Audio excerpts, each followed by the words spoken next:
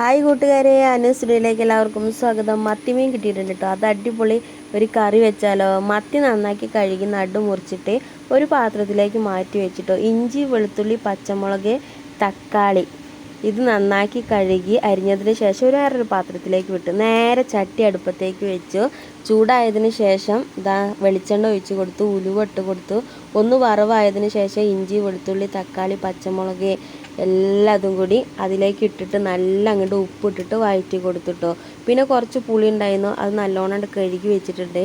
അത് നല്ല പീഞ്ഞ് വെച്ചിട്ടുണ്ട് കേട്ടോ കഴുകിയതിന് ശേഷം. പിന്നെ അതിലേക്ക് മുളകും പൊടി, മഞ്ഞൾപ്പൊടി, മല്ലിപ്പൊടി ഇതിട്ടിട്ട് നന്നാക്കി ഒന്ന് ചൂടാക്കി വഴറ്റി എടുത്തിട്ടുണ്ട് കേട്ടോ.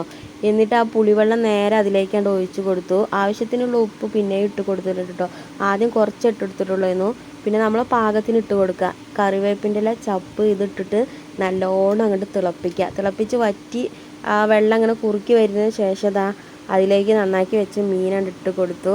നമ്മളെ മത്തിക്കറി ഇവിടെ റെഡി ആയിട്ടുണ്ട് കേട്ടോ. നല്ല ടേസ്റ്റാണ്. എല്ലാവരും ട്രൈ ചെയ്യണേ. ഇങ്ങനെ ഉണ്ടാക്കിയവരുണ്ടെങ്കിൽ ഒന്ന് കമൻറ്റിൽ പറയണേ. ഇത്രയുള്ള വീഡിയോ ഇഷ്ടപ്പെട്ട ലൈക്ക് ചെയ്യണേ, സബ്സ്ക്രൈബ് ചെയ്യണേ, സപ്പോർട്ട് ചെയ്യണേ.